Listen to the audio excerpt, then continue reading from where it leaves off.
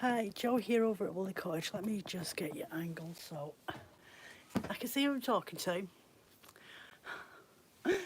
Oh dear. Well, I'm shying. So I'll just hang around for a little bit. Running a bit late today, folks. Busy morning, busy morning. One of those mornings you're like, really, can life just not be simple? Technology. There's not much else to say when you mention technology, is there? Not these days anyway. Yeah, so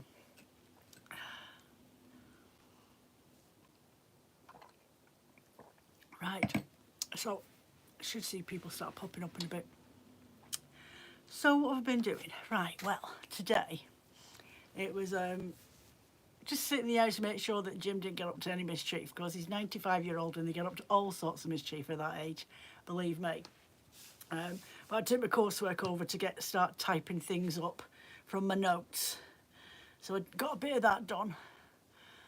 And then we had to quickly dash into town to go and get some shopping, because it was the only chance that we're going to get now between now and next Thursday, Phil going away, because he's going down to Hampshire next week.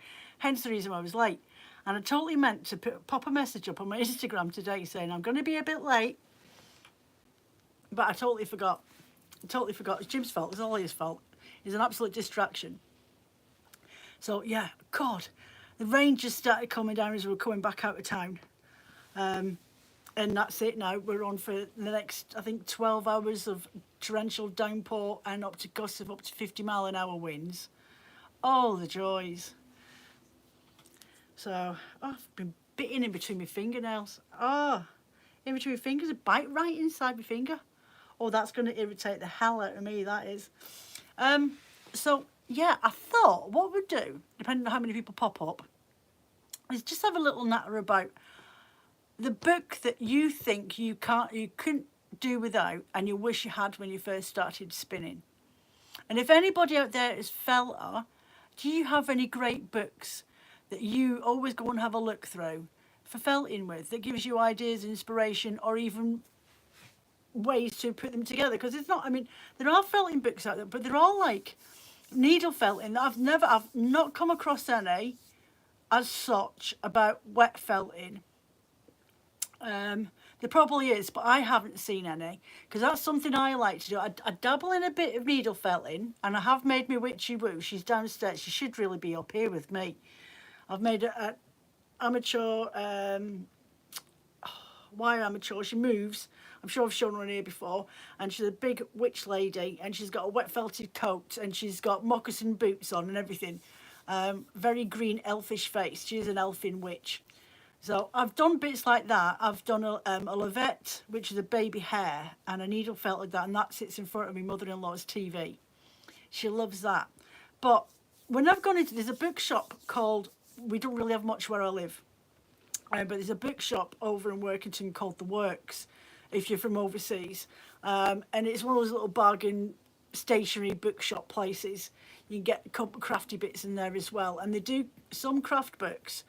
And they are proper designer books and stuff like that, but they're all about like creatures that you would give to kids, and they're a little bit babyish looking, and it's really not up my street at all. And it'd be great if somebody like Serafina Feltz, if she could publish a book with photograph diagrams in and not just a video that you can sit and read like you get with your spinning books. I think that would be perfect, because she's the one and only, I say one and only. I watch Living Felts on YouTube, and I am on a Facebook group, and she's really, really great. But I like Serafina Feltz when it comes to doing serious needle felting. Living Felt, she's good because she's an all-round felter. She'll do wet felting, which is predominantly her style. And I like doing stuff like that. My jumper, I know, I've got my jumper on. I need it. I need that extra insulation. It's getting chilly again. Jumpers and fires are lit again. I think I only had a month off from that when I never actually put the fire on this year, which sounds very similar to last year. So yeah, if anybody knows of some really great resource books, either now or when you watch it when it comes back on pre-recorded, leave a comment down below and I can stick it in the descriptions if you know the title of the book and the name of the author, and then people can sort of go looking for them themselves. And where you bought it from, if you bought it in the States or did you get it online, is it easy accessible? It's muggy here. No, it's miserable here. We've got that Agatha, I'm sure she's called Storm Agatha, we've got coming up. So it's coming up our side of the coast. So you're lucky. Yeah, our summer stopped a week ago. Last Monday, I think, was the nicest day that we had, and that's it. We've not seen any daylight since. And it's getting dark here at 6:45 now. Because we're a bit further north than you, Anne. It's, if anyone's wondering why I'm saying Anne when it says John, Storm Agnes, this is Anne. This is Anne Rushmere, not John. She pinches his account, just in case you're wondering. So, yeah. So, I'm thinking books. So, Anne, I'll ask you the question.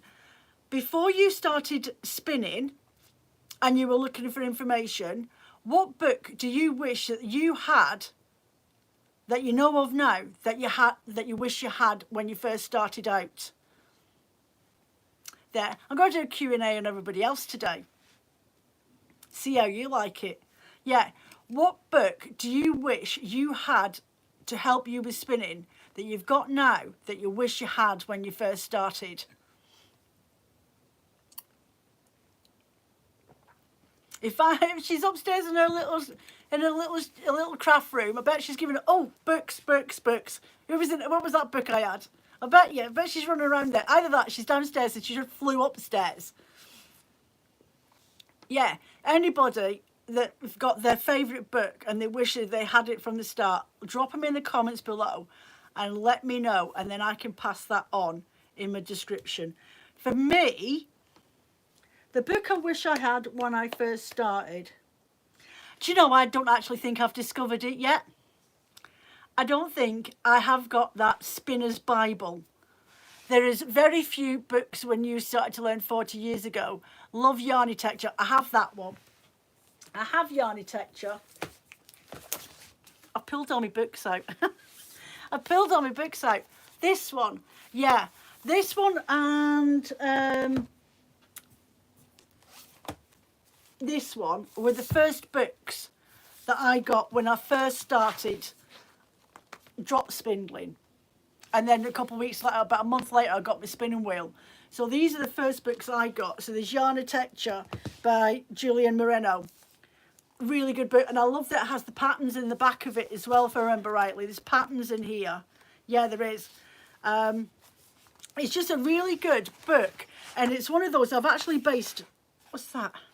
I've got a picture of a sheep in my flame. A photograph of my sheep in my book. That was a sheep I adopted for a year last Christmas. Ronaldsy sheep on the island Ronaldsy. God, that's bonkers, that is. Yeah, it's one of those really good books when you want to learn about how to prep your fibres and everything else to get going. And it goes through the different types of fibres, cashmeres and things like that, just to give you a taster as a beginner, I think. Crikey, 40 years ago, Anne. You're not that old, are you? Good, you must have been in your late teens, early 20s. And then it goes on about the different types of spinning wheels. Talks about ratios and things. Do you know, I forgot all about that in this book. You also like Intertwined for Mad Art Yarn. I've never heard of that one. We'll write that one down. I haven't heard of that one. Intertwined for Mad Art Yarn. Do you know who it's by? Get rid of those dodgy pages. Intertwined for Mad Art Yarn. If you don't know who it's by, it's all right, I should be able to find it. No, early 30s. Crikey. I'm not saying anything, you're still a young lass. Now you have to go upstairs I knew you'd have to go upstairs at some point. While you're up there, Anne, look for the book that you would like to have had when you first started weaving. Mine's is there, but I don't like it. I don't like it. So yeah, it's a really good book, as I say, for it tells you gets you interested in what it is that you're going to be working with, the different type of fibres, explains to you what staple length is, how to spin on the fold. And to be fair, I look through this sometimes when I'm doing my back to basics videos, and I just want something just to trigger off a thought in my head, and I'll read through it, I'll have a little play myself, and then I can be able to explain it to you guys with confidence. And then doing the Andy implying around your hands, do you know, I can't do that. My hands are far too little.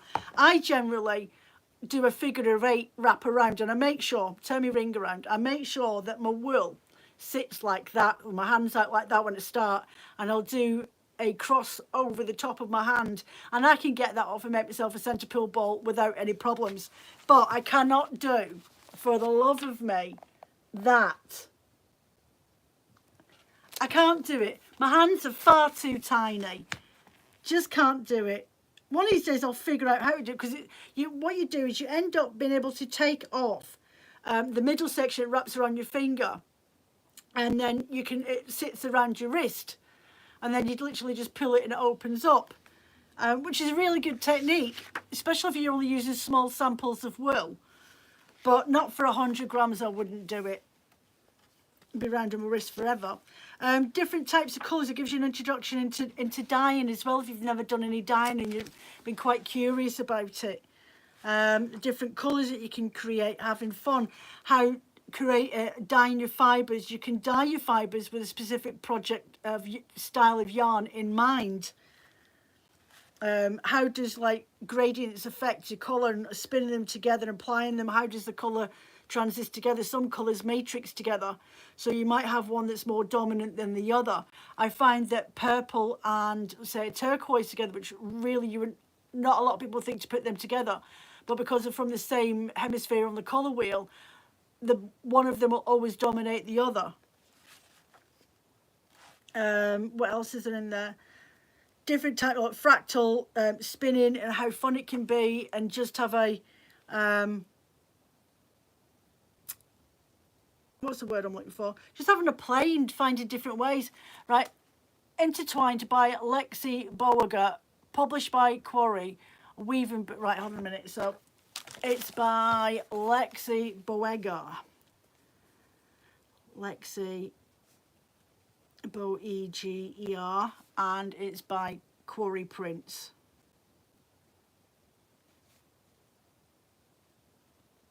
Cool, that's one. And your weaving book, your favourite of all time, is the Saori Self-innovation through free weaving. Do you know, I should actually get that book, because I suppose it doesn't really. I think Saori weaving is all about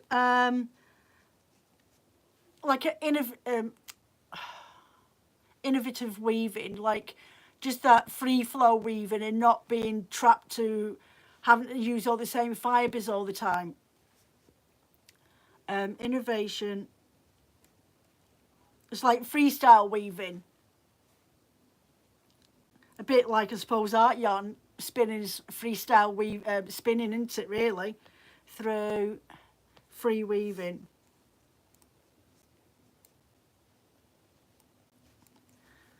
God, there's a mother out there trying to push a buggy up a hill in the strong wind and rain.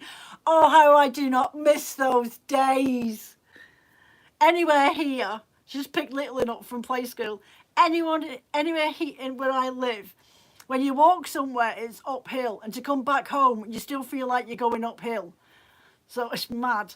So so the Yarn-I-tec-ture book is a brilliant book to have as a first reference book. It will get you well and truly started. I can tell you that for sure. It tells you or gives you information about wraps per inch if you don't know about that, the terminologies that are used for spinning, how to measure your lengths as well. using a yarn balance, which, do you know, I have never in the life of me ever used it. Grist, the gist of grist. The grist thing, I'm just like, yeah. The grist, I have no want to learn about grist. If I can knit with it and weave with it and crochet it, I'm fine. I'm not interested. But saying that, doing this foundation certificate and the advanced foundation certificate, once I've done this one, I'll obviously need to learn all these terminologies and get them written down into explanation form. So though I wouldn't want to, I had this conversation last night with a friend. She goes, what was it she said? She says, to have qualifications does not make you a teacher. I says, I know that. I says, I've got HND and HNC in coaching, i.e. fitness coaching. I says, so I know how to coach people and I know how to encourage people. I says, I was in the catering industry for 20 odd years and I had to train people and coach them, whether it was the wait on staff or if it was in the catering kitchen, teaching them how to do things. I said, so I've already got that natural ability to teach people and to encourage them to do it and not to feel like they're being silly or daft or whatever. Just go with it, enjoy it, and that's it at the end of the day. If you don't enjoy it, it's not for you, then maybe one day it'll click. But she says, so she's on about this Weavers Guild Association and the foundation certificate. She goes, I just don't get it. She said, bless her, I don't get it. I want more information. What part of this certificate means that you can teach? I'm like, well, nothing in the certificate says that you can teach. But a lot of them the members that do all three of the levels of the certificates gives them the confidence to go off and teach something that they feel like, right, I've got it down on pen and paper. I know how to explain it to the layman and I know how to make it easy for somebody and I know all the terminologies and can explain them without thinking. And I said, that's the main crux of it. I said, and it's all about self-improvement as well. You don't have to get something out of it to mean something. For me, doing this is about feeling like I can send myself further down the line and not for somebody else's will. And I do get now and again comments of, what do you know about it? You've only been doing it for a couple of years and you seem to only have a limited knowledge. I'm like, well, don't most people have a limited knowledge in anything until they start to actually study it? So yeah, I do get some DMs now and again. So that's a good one to get, Yarn-I-tec-ture as a first book. Intuitive weaving, yes, complete and utter chaos. I will have to look that book up for myself. So yeah, and that one there, Spinning Dyeing Yarn by Ashley Martineau. This was the very, very first book I ever bought. But a lot of her work, she at the time when she was writing this, she mentions Lexi Boeger. She mentions it in the book, this person. So I'll definitely have to look her up and see if I can find that. So she talks about building your own drop spindle. She tries to, a bit like me, try and do things from your own house, make things without paying out a fortune first, just to make sure that you think you like it. If you haven't got a massive budget to go out there and buy things straight away, you can make it from home. This one, I actually saw this the other day. Hiya, Maria. I saw this the other day. Plans for making a kick spindle. Now, I can't find anybody in the UK that does kick spindles, like makes them. I can get them if I wanted to order it from Canada or America, but I'm refusing to pay the flaming customs fees on that. Even if it was 20 quid, it'd still cost me more in customs fees to receive it than it would be for me to actually pay for it. So yeah, the core spinning on a spinning wheel, on a drop spindle, on a kick spindle, plying with beads, it's all different. She goes into loads of different ways of doing different types of art yarn spinning. She mentions she's collaborated this book with a couple of fibre artists that are well known, Michelle Snowden. Then she goes on to building your own spinning wheel. So this is the reason why I bought this book, making your own niddy noddy out of PVC tubing. So that's why I bought this book, because it had everything in there, so that if it got to a point that I wanted to go a bit further and I couldn't afford to buy my spinning wheel because at the time we were waiting for the house to sell. So that was why I bought this, because I had loads of ideas in there, loads of little moments of, oh, I like the look of that, I'll have a go at that. So that was the book for me. So those were the first two books. Weaver-wise, I've got to be honest, I rely on magazines. I have got different types of books. This one is your go-to. Your Hand Weaver's pattern book. It's all right, but it's not my favourite. I always think, oh, I've got to get that book out. I've got to get that flaming book out. If you're weaving, now I weave with both mediums. I weave with milled spun yarn, but I don't use like balls of wool, because you don't know whether it's got nylon in it or whatever, unless you're doing a warp, your weft, which even then I'd rather not bother. But this is all right. It tells you about different types of beating the weft and your treadle sleevages and stuff like that, and the terminology in it, and basic threading and calculating your warp. But for me, I want something a bit more fun.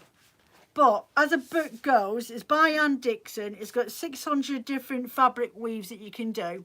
I have referred to it on numerous occasions, and I got this when I had my original loom, which was a rigid header loom. Double Dutch, can't even understand the diagrams, it's so left-handed. No, I totally get you. I understand. And how I ended up getting the gist of actually weaving, this was all right once I figured out what it was I was doing. And I only had a rigid header loom at the time, and I was using dowels for pickup sticks because I couldn't afford, when I had my thingy, because obviously buying all this equipment when you're first starting out, it starts to weigh a little bit on your pocket. So I made pickup sticks out of dowels and loop strings on the back, which is all well and good, but I was like, no. And then Jess messaged me and asked me for what is the London Weave Master tabletop loom, the 4 shaft loom. It's like, oh yeah, can I? So yeah, I wouldn't go, me personally, I wouldn't go back to a rigid header loom. And if I'd have known at the time, I would have held my weight out, and I've got a shaft loom to start with, either a tabletop one or the floor loom like what I've got now. But this is the thing though, isn't it? It's knowing that until people go through these different stages of learning and realising that something's not for them. I mean, for somebody else, a 4 shaft loom is like a no-go. It's like, no, that's fine. And it's not complicated. I find this easier to use than I do using using the rigid header loom. But when it was pocket money and how much I could spend, that was where my limit went. And I did go for the second largest size, which was the 32 inch. And I didn't like the stand on the Kromsky. I had a Kromsky heart loom, which is one that collapses away. Comes with a stand. And I didn't like the stand. The stand made it so hard to work with.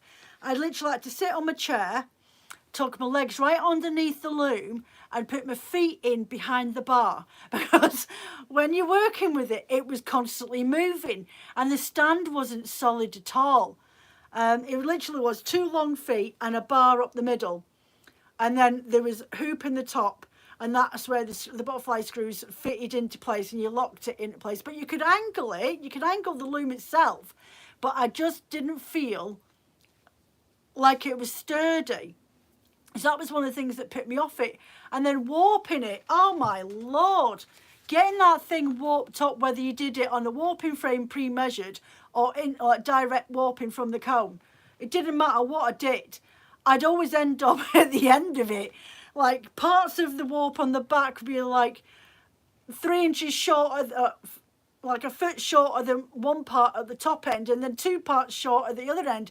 And I would get Phil to hold on to that flaming warp at the back of it, and I would wind it on, and I'd still not end up with like lengths that are even at the back of it. So I ended up losing my rag with it. And I was like, no, this is not for me. I was starting to be disheartened, and then thankfully Jess came to the you're absolutely right about finding out your own way, the right equipment for what you like best. Yeah, you can go on what people say, but I think a lot of us, we realise, I mean, for a lot of people, they love the rigid head loom and won't go anywhere else. You've got Sarah Howard from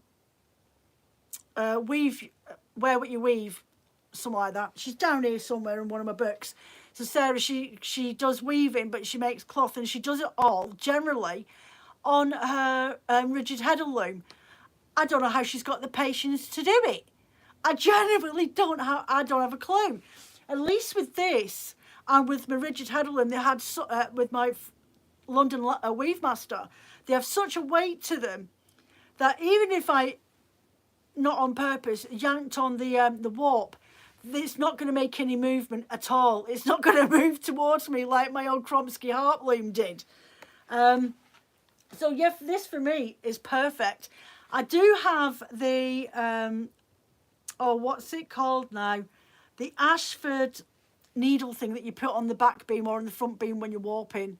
Warping bar, warping beam, something like that. I can't remember what it's called. It'll come to me in a minute.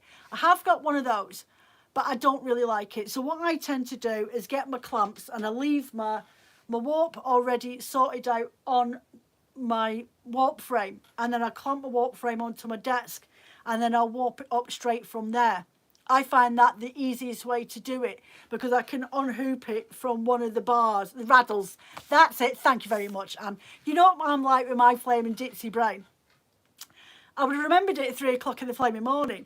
So it means that when it's wrapped up on my warp frame already, even if I just do it in bundles and I've got the colours set out, if that's what I'm doing, got the colours set out in the bundles and I know which way they're supposed to go, means that if I put, say, 50 loop strands on there at one time, and I can have it rigged up to there, and once I've got that wound on the back bar so far, I can just loosen up one of the loops on the warp frame, like lift it off, and then hold on to that with a bit of strength, not too much, and then warp it on at the back. It means I'm putting that tension in there and I feel quite confident with it, or at least, you know what I mean? So there is a method in the madness to it.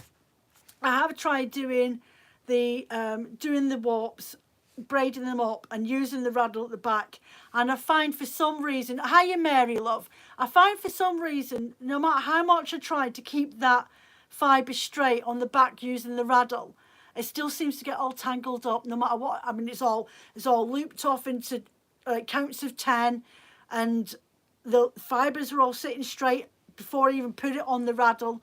So yeah, I find it quite frustrating. I persevere with it, and I make myself do it every so often, and I get to so far along and I'm like, yeah, off. Get it off. I'll figure it out from here. I can do it without it. I don't need the raddle. So yeah, that one. As for magazines, I swear by the Handweavers magazine. I do get a bit frustrated with the Flaming Handweavers magazine though. Hold on a minute. Not that one. There we go. Handwoven. There is Vave, which is a Scandinavian magazine, written in English. Hold on a minute, I'll just get it for you. I buy it once in a blue moon. Oh.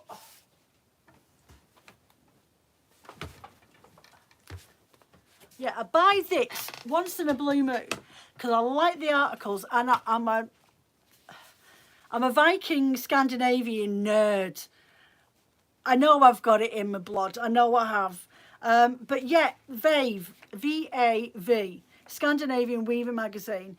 But it's mostly about furnishing fabrics and weaving and stuff like that. So if you want to make furnishing fabrics, then it sort of gets you inspired in there. So the first picture. That's on the outside cover. And it's made in a lovely, it's printed in a really lovely matte paper. I know it's big. No shiny pages as such. But it talks about the different weaving designers and rugs and things like that in that. The Weaving Salon of 2021, that's how old this magazine is. Look at the Sunrise, personal portrait of tapestry by Ingbjorn. So that is tapestry weaving. So it's not just like rigid heddle looms and things like that. It's all different types of weaving. There's you got your shaft looms. But it's a nice one. It's one of those ones I like to read the articles in it more than see if I can get any free patterns out of it, like inspirations. Talks about traditional. One of the articles in here is about upholstery with traditional weavings. Yeah, so I mean it does have a couple of patterns in it, but not a lot. but there's enough to keep you occupied and want to go and try out. There's a pattern work here for doing a furnishing fabric in a mock satin fibre. So what they've done is they've got an old chair and they want to replicate the fabric that was on there originally.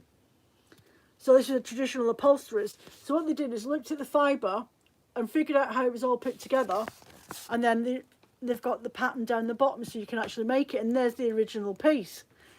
So I mean, that sort of stuff I think is really, really interesting. So it's definitely one of those magazines that maybe, I mean, I think it's only a quarterly one anyway. I don't think it comes out that often. But it's one of those, yeah, I think they do 4 issues a year.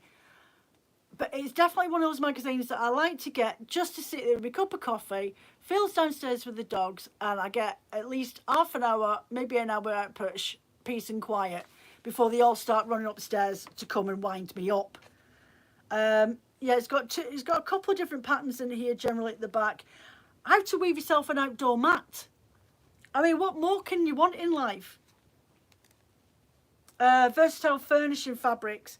So some of these, they're definitely too big for my, no, this is a 4-shaft loom, this one actually. Versatile furnishing fabric. So it includes cotton in dark blue, and they use linen beige for the weft. And you use an upholstery yarn, 10 picks per each centimetre. Though we're used to working in inches, aren't we? But yeah, so this is what you get the pattern for the weave on, and that's an upholstery pattern. That is the chair that they reupholstered in that same fabric, and that is all the pattern that you need. So for me, my inspiration comes from magazines more than it comes from the Weaver's Handbook. There's probably some really good books out there, but I haven't come across them yet, that's for sure. But the Handwoven magazine, that's a good one. And if I'm not, is it not Interweave that do this? No, I don't think it is. Longthreadsmedia.com who publishes it. But this one can be a bit hit and miss when it comes to patterns that can be inspired from it, way above your pay grade. What, the Vave? Do you know what? Do you know what it can do though? The articles in it and looking at the patterns, you could translate that to your own loom if you wanted to. It's just about using a little bit of imagination. That's all it is, Anne. I have confidence in you, lady. I mean, because before we all started trying to make our own fabric recently in the last 15-20 years, and converting the London Weave Master 4-shaft looms or the 8-shaft looms, they were originally just for making rugs at home. That's what they were created for, so people could earn a bit of an income at home. That was not to say that they couldn't make cloth from it, because obviously we can, because we do it ourselves, but they weren't designed for that. They were designed for a bit more heavier fabric. So you can turn anything to do anything that you want. I made rugs with my rigid header loom. Yeah, so this one that I had last time had only one pattern in there for a 4-shaft loom. A lot of the patterns that are in this at the moment. So you've got filled mug rugs. So there's a pattern here to do. Now, who's to say that you couldn't make a full length of that weave and fill it for a rug? Nobody's saying you can't do it. So you could do it. You could create yourself a fabric in a couple of lengths, split the, do your blinking blanket stitch or a rug stitch or whatever on the end of them, make them all equal and sew them all together. You dust off your shaft loom. Yeah. So you go and dust that off, and then split your pieces into sections, equal sections, then stitch them together with a really good strong woolen thread and sew them together, and then blinking fill it till your heart's content, and then you've got yourself a rug. Why not? So this is on an 8-shaft loom, and it is the coffee mugs rugs that they've made. But that's not to say that you can't do the same thing yourself for a rug. So that's what it looks like, the weave right? And that is it once it's filled. But unfortunately, I haven't got an 8 shaft loom. I'm going to have to wait until someone leaves me one in their will. It's the only way I'm going to get one. But it's got towel, they do towel patterns in here every so often, and then fabric where you can convert them into bags. Ink and pen, or pen and ink linen towels, which I love these. But they're for an 8 shaft loom. So for me, my inspiration for doing what I do when I'm weaving generally comes from magazines, because what I'll do is I'll go and I'll figure out what the basic of the pattern is that they're using, and then I'll go and look in my Handweaver's book once in a blue moon and see if I can actually see the pattern in there, and then I'll write a note in pencil on the top of that page saying, right, I found this as a pattern in a picture in this magazine or in this book. And then I'll know when I look at it, I'm like, ah, right, I'll go and look that out and I'll know exactly what it is I'm looking at. But when I'm looking at those patterns in that Flaming Handweaver's manual, it's, all you're seeing is the grid. You're not seeing what it can actually create, which can be quite frustrating as a new weaver, because you want to see what it could look like as a finished item or a finished fabric, which can be a little bit frustrating. Mary, we're asking the question today, so whether you're a spinner or a weaver or a felter from either one of those categories, or even knitting even, you could go knitting, what book do you wish you had when you first started out on your fibre journey that you have now, but you wish you had back then? That's what we're talking about today. Thought a little bit different topic instead of Jo just nattering, because she's been all over the place today. She's not had a minute. I had a fight with the printer this morning, and now it's fighting back. I got it working, and now it's sat there bleeping E4 at me, and it can bleep E4 off, because I have no idea what's wrong with it. I'm not... It's been one of those days. Right, so your 4 shaft loom. What else we got? Another magazine down here. Oh, journal. They do a couple of weaving magazines, weaving patterns in there, but they're not as inspiring as what else have we got? This is hand weaving. This is January, February, and it's got, see, he's looking for most of these ones in the Handwoven magazine as a rule at 8 shaft. I've seen them have 12 shaft looms in there. I'm like, oh my lord. 8 shaft looms are big enough, but a 12 shaft loom, see, I like this as well, but this is for the 6 shaft. It's Japanese inspired pattern. So it looks like shibori. Look at that. I like that, but I would have to hand stitch all those in there for me to get that effect. And I actually think that's what they've done. I'm not sure how they've done that. Yeah, not sure. But that's for the 6. We're trying to see if we can find something for the 4. No, another 8. Yeah, I'll have to find something for us to do, Anne.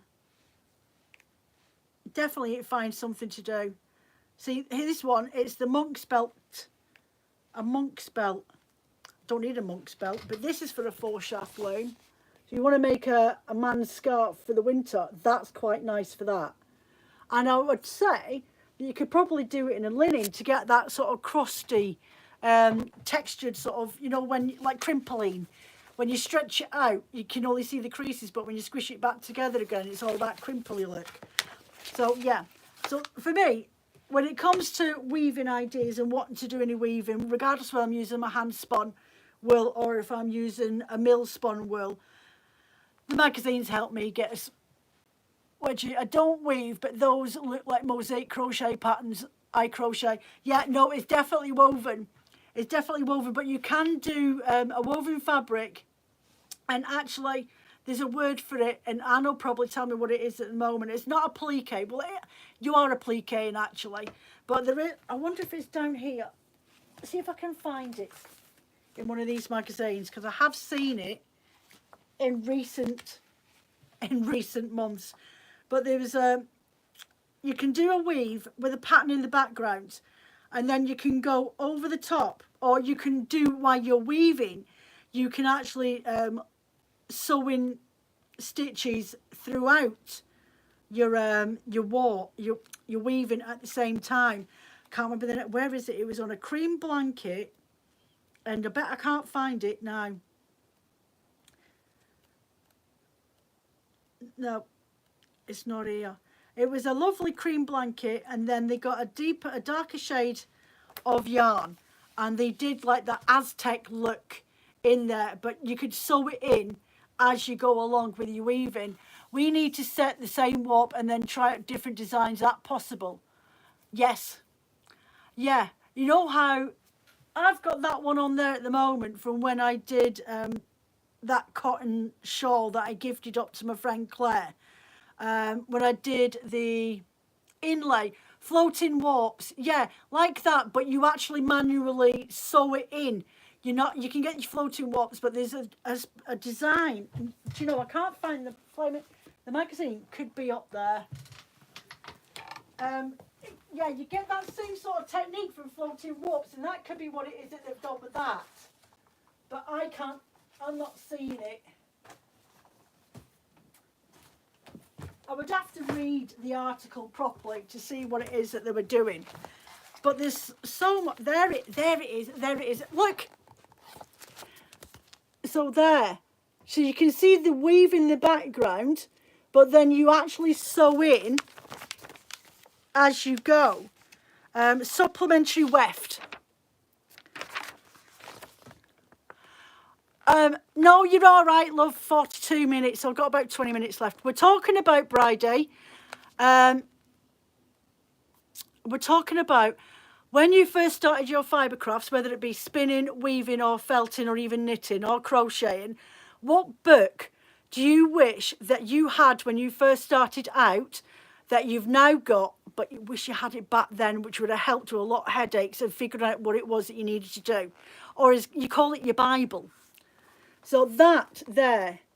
So can you see? There's a weave in the background, okay, on the like a figure of 8 weave that goes in there. But these pieces in here, all these little coloured stitches in this fawn and beige, is hand stitched in. So you can see that there. So you can either lie it in as you're weaving, if you're going in a straight line, or you can get your sewing needle and you can pick in through the stitches throughout. I've seen that before. Yeah, you could do, and we could definitely set up an exact same pattern and see what we come out with differently. Your mum had a stitch dictionary that she learnt all the cables from. You found a similar one about 5 years ago. Can you remember the name of it? Because I'm writing these down. If anyone comes up with a book,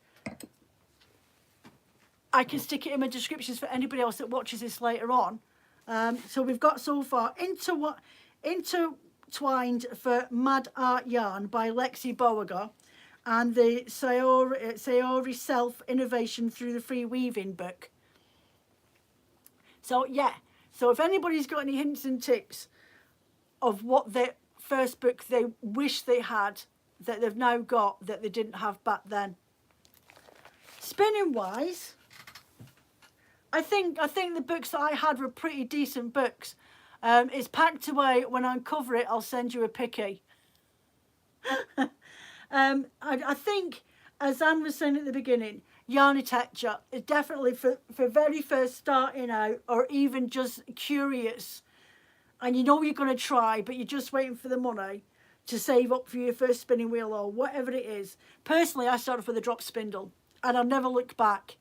I think the drop spindle, even though I only used it for a month before I started spinning on a spinning wheel, the drop spindle helped me with that, figuring out the tension that I needed, because it was all tactile and I could feel it in my fingers. I know you see it, you do that when you're spinning anyway, but it was the cheapest way to get going, and I definitely had my drafting skills down to pat using the spinning wheel, the drop spindle, before I started on the spinning wheel.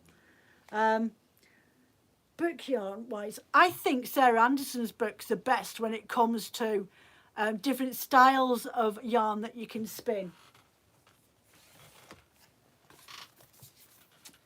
Yeah, that one, the Spinner's Book of Yarn Designs. This has definitely got to be one of my spinning Bibles.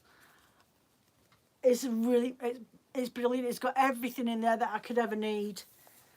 Knitting books, I've got a few, but I've only just started knitting. I think my favourite designer at the moment is Sidis Spinnit, SIDISPINNEA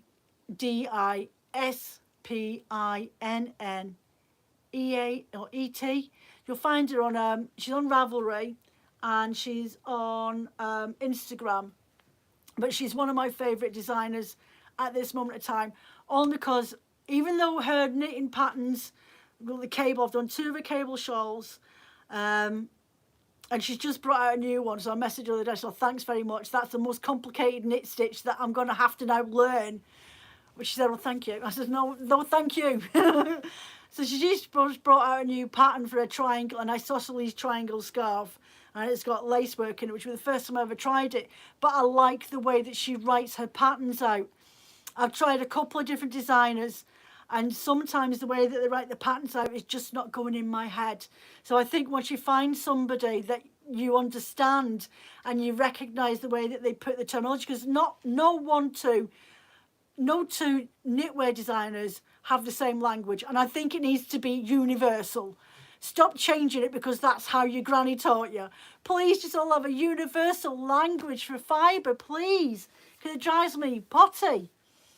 Dyeing books, I don't have, apart from, I mean, I do have a couple of dyes books, mostly natural dyeing books that I've got that. I've had that one for years. Wild Colour.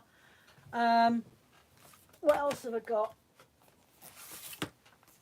Yeah, Ashley Martineau is a good one just for dabbling in and trying to figure it all out to start with. But I think when it comes to dyeing yarns and fibres, it's experimental. It's all about experiments and percentages of dye stock solution, or water to dye pigment to making your dye stock solution. And once you've got that, the world's your oyster. You don't really need anybody else to tell you what to do or how to do it. You just need to understand your fibres, and some fibres take up the dye really quickly. Some fibres are a nightmare and take too quickly, like Superwash Merino or Superwash Blueface Leicester. You can get them now. I can't stand those yarns. They drive me nuts because no matter how much I try and get it into a solid colourway, I still end up with little speckles of fade or the white through it itself. So yeah, I think dyeing, it's okay having someone teach you the basics, but once you've learned that, you might as well say goodbye to the nest because you're off. There's nothing nobody else can tell you. You need to figure it out for yourself, like what colours go well together. Putting colours together. Some people like to clash colours together, which is brilliant because I don't mind that.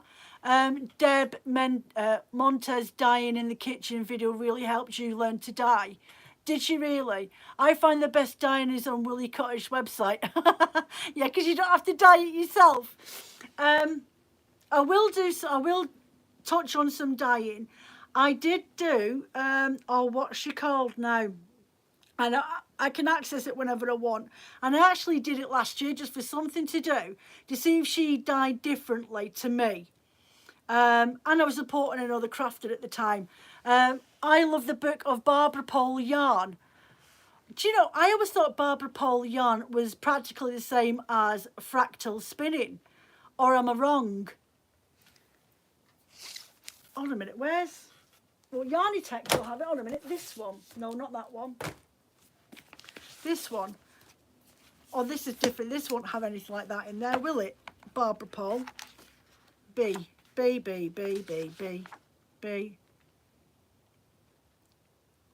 No, it hasn't got it in there. Right, so it would have to be in Yarn-I-tec-ture then, wouldn't it? Let me just see if there's a difference, because I just do it in a fractal spin. I'd never heard of Barber pole until somebody said it one day. Balance yarns, blue face leather. It's not even mentioned in here. In Yarn-I-tec-ture, I'm going to have to look it up and see what the difference is, and then I might have to do a spin video to show how they're different, how to make them different. I think you're right, but I'm new to spinning. No, well, that's exactly it. People use different terminologies, and I sometimes wish that they would just stick to the same one if they mean the exact same thing. But yeah, no, I think barber pole, because of the way that the fibres cross over, it looks like an old-fashioned barber pole. So if you were to prep the fibres and apply the white to the red, it could, and it transitions from red into white at the bottom, then it's a fractal spin, it's a barber pole. Everyone uses it, it means exactly the same thing, Wedgie. Doesn't matter if you're new to it or not. Even it's not a term that I use often, but older folk, I say delicately, older spinners have been doing it for a while. Yeah, you love Willie Cottage dyeing as well. All right, yeah, of course you do, Mary. Yeah, I think people that are pre 15 years ago, or before 15 years ago, when these terminologies were starting to come into effect, they're the ones that created that because it looks like a barber's pole. But I think the newer generations, my age group sort of generation, that have come into it and written books and everything else, their terminology into a fractal spin, because it's spun in fractions. It looks like a quarter of this and a quarter of that and an eighth of this. So, and I think it's prepped a little bit different, but I will look into that, because after Christmas I will do a couple of more back to basic spinning videos. You have a circular sock machine you love making wool hats. Oh, well, I'm seriously jealous, because I want one of them so I can do blanks and dye them and put them on the website instead of just standard skeins of yarn. I want a sock machine for Christmas. Maybe if I say it loud enough, Phil might hear me downstairs. I want a machine that does socks. Yeah, I've been wanting one of those for ages, but I don't want the little cheap plastic ones. I'd like a proper one, because I'm a little bit heavy-handed. I'm used to working on drum card, you say. So yeah, I think coloured inspirations, you want to pay out a couple of quid and get yourself a colour wheel. Also, there's a book that's been in my cart for a while, and it is Pantone's colour book. I know you're thinking Pantone. Pantone watercolour colour book, and what it does, it talks you through how to blend colours for paint, and not just like, I know it's really silly, but when you're dyeing, you're working with the exact same pigments, and it helps you visualize the colours that you can actually make before you actually go and mix those colours up and waste your dye. So there is a dye book, there is a book that's been in my cart, and because it's not an essential book, I haven't ordered it yet, but you can actually buy books, watercolour blend books, and they've got thousands of colourways for mixing, like cyan blue with an umber colour or whatever, and add a dash of light grey or granite grey or whatever it is in there, and it shows you the colour transitions and the pigments that you're going to end up with it. I think that is one of those books that a dyer should have. A colour chart book where it tells you, oh, this one and this one, and a dash of that and a dash of that, and this is the colour you'll get. It would save so much time and experimental flops that you can see it all there, and you're like, right, I'm going to have a go at this, and I can tweak it to the one I like, and then you can write it down because you know it works, and you don't have to scrub things out saying, no, that's no good, I don't like that.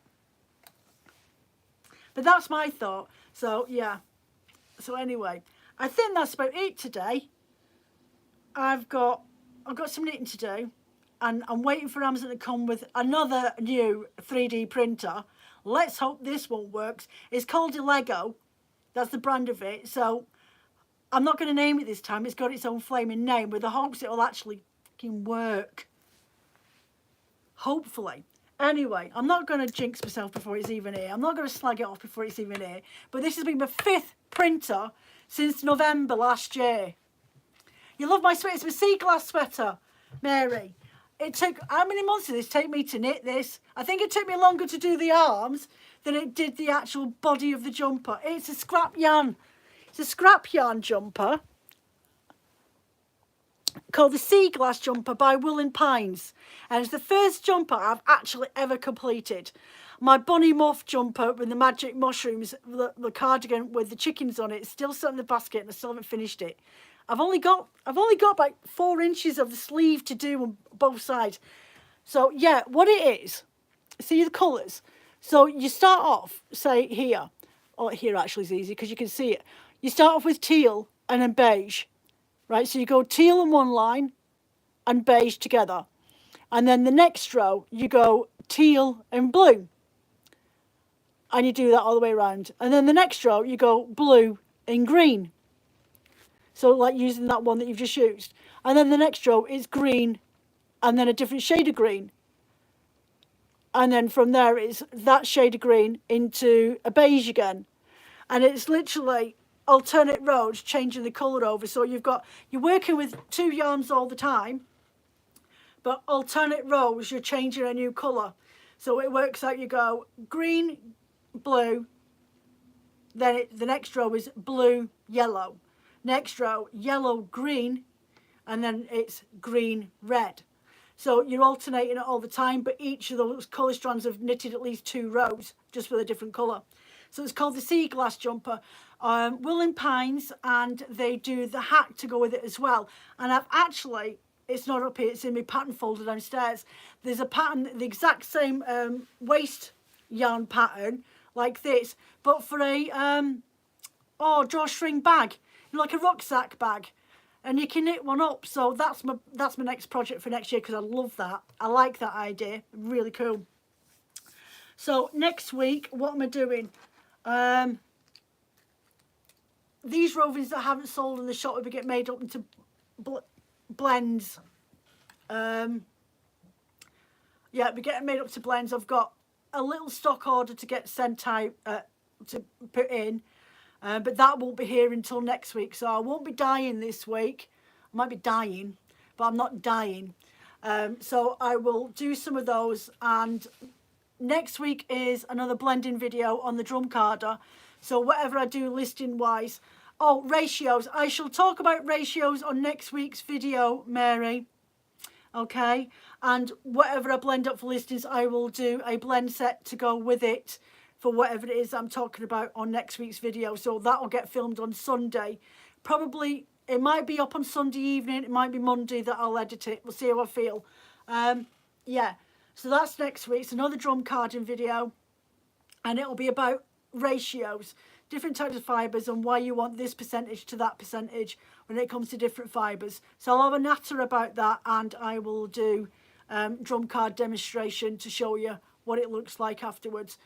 I might do on 2, depending on what fibres I'm talking about and how much fibre I've got, as in adding extras ratios. But yeah, so that actually, I've got mohair. I might get the mohair out.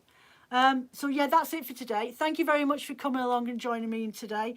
I hope you found this video useful. If, when you watch this, when it comes back on later on, and you've got any books that you wish you had when you first started out on your fibre journey that you've got now, put them in the comments below with the name of the book and the author, and I can put it in my descriptions for you.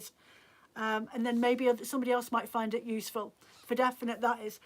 So yeah, take care of yourselves. I shall be around on Saturday for my coffee break chat.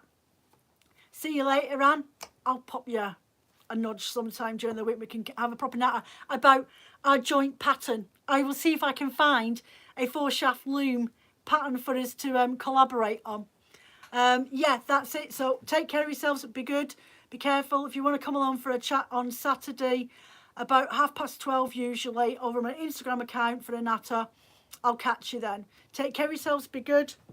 If you can't be good, don't get caught. Go and hide behind that bin. Nobody will see you.